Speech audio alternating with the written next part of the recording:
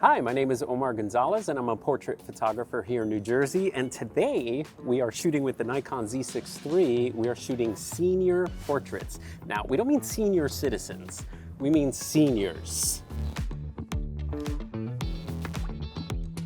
What makes the Nikon Z6 III a great camera for portraits? I think for me personally is one, the size. This is great. You can throw in a bag with smaller lenses like this 40mm f2. It has great ergonomics. It's a little bigger than the last few models that have been out. And it's just a really versatile camera. You can shoot portraits, you can shoot sports, wildlife with it. And it also is a video monster. Now this camera has 24 megapixels, which for me is kind of the sweet spot for portraits. I shoot mostly teens and moms and dads, so a lot of times we're dealing with pimples and wrinkles. And I think 24 megapixels is a great sweet spot where you can still crop, but you don't have to super touch up every little blemish. So for me, 24 megapixels is that sweet spot. The Nikon Z6 III, one of the great things are the colors. So I like to shoot JPEG and RAW because I like to see what the camera does. And if you're shooting JPEG, there's a couple of features which help your portraits a little bit. One of them is skin softening. You have like a little bit of skin softening you can put on there, which is fun. And also something called portrait imbalance, which actually changes the skin tones. So when we're posing, we like to find triangles. Phoebe has perfect triangles. Yeah, I love that. Hold that right there, that's perfect. Bravo. Looking down the street behind me. Ah, bravo. Now, if you're also shooting JPEGs, there are picture controls. These are like little skins that you put on your JPEGs, like film simulations. And my favorite is Rich Tone Portrait, which just gives a great look to the skin tones and just reduces some of the reds in the skin tones, it just gives a really great look. Personally, my look is a little bit filmic, so I kind of like the look of Rich Tone Portrait. It has that nostalgic, especially when you use a lens like this 40mm f2, it has just a really great nostalgic look.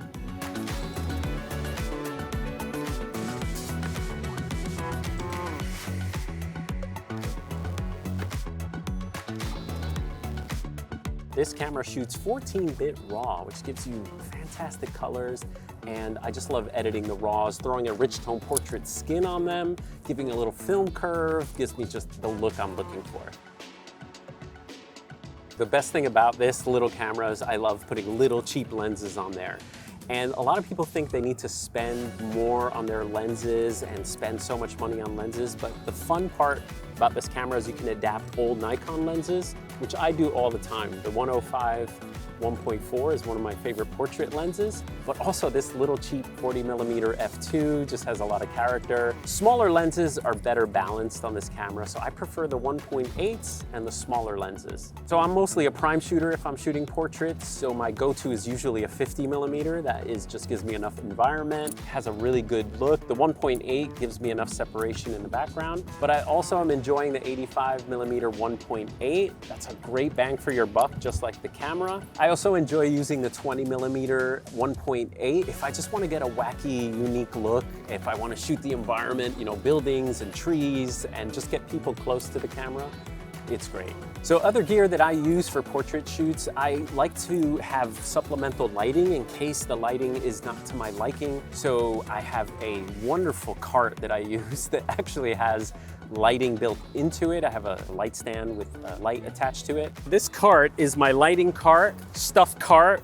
We also have a changing tent in here, but it also acts as its own light stand here. So I can roll this around, I can move this, and sometimes when you're shooting alone, this is what you have. So it's a great option. One of the great options with the Nikon Z6 III is that it can shoot in super bright sunlight wide open, because you can get shutter speeds that are so high that with electronic shutter, you can, keep your shutter speed super high to get the right exposure without an ND filter, which is really great.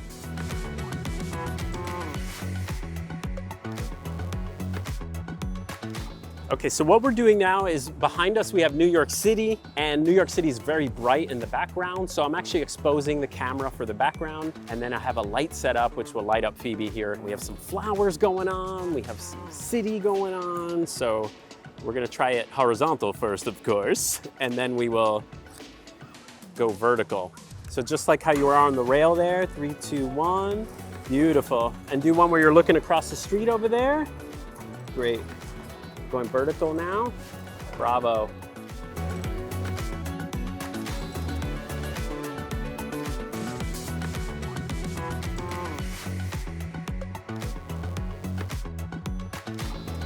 I also just have a simple reflector, and a reflector is sometimes all you need. I have a reflector that has a white side and a silver side, which gives me a little bit more pop in people's eyes. All right, now we're at a different location and we're shooting with a new senior. How are you? Good, how are you? Good.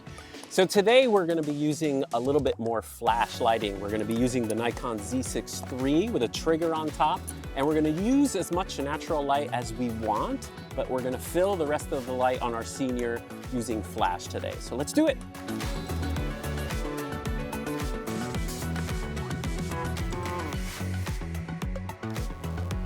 Right now I'm gonna expose for my ambient and maybe one stop down. So I wanna light them, turn on the light, pick my power.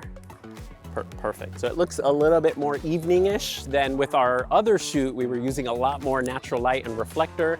We want a little bit more drama, a little bit more magazine and cool here. Hold that, that's perfect right there. You look awesome. 3, 2, 1. One more, 3, 2, 1.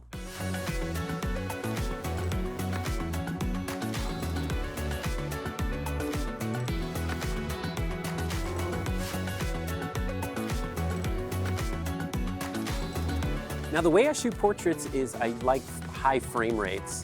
And the reason for this is because I like to capture either the little twinkle in someone's eye or just get a lot of motion from someone. I always think that it's better to call and have my photograph later than to miss it at the moment. So I definitely am a high burst shooter, and this camera can shoot 14 frames a second in mechanical shutter. And then if you want to jump up to electronic shutter, you could do 20 frames a second with no blackout. And that's great because you can track your subject if you're shooting sports. You can track your subject if they're just moving around in the frame like a maniac, and it's just great for that. So we're shooting 14 frames a second. This lets us sort of freeze the action, but also get different expressions from her face, which is what we're looking for. All right, happy? Go girl, oh yeah. Oh, that's awesome, so exaggerated.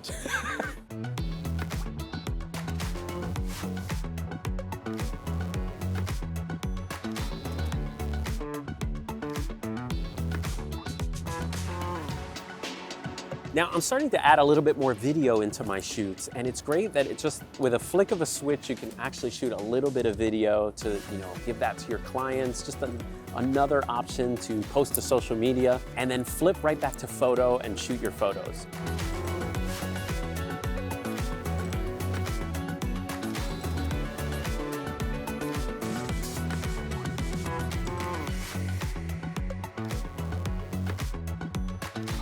My go-to autofocus mode for portraits is 3D autofocus. The camera will pick up an eye and face, and I don't even need to look at the back of the screen. I can interact with my subject, which is something that's so important.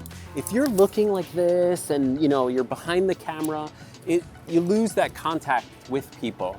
So it's really nice that the camera's taking care of all the autofocus, and I can be a goofball, I can get people to move around, I can move around with people. So the 3D eye autofocus is fantastic for that. This is a feature that comes from the higher end Nikon cameras. This was not a feature that was in the older Z6 line or Z7 line. So 3D autofocus is very intelligent and is just a huge upgrade. So the Nikon Z6 III has a full HDMI, which is a luxury nowadays. And we're doing that because we're gonna record the back of the screen for you so you can see how it tracks our senior while he's doing some football drills. Let's do it.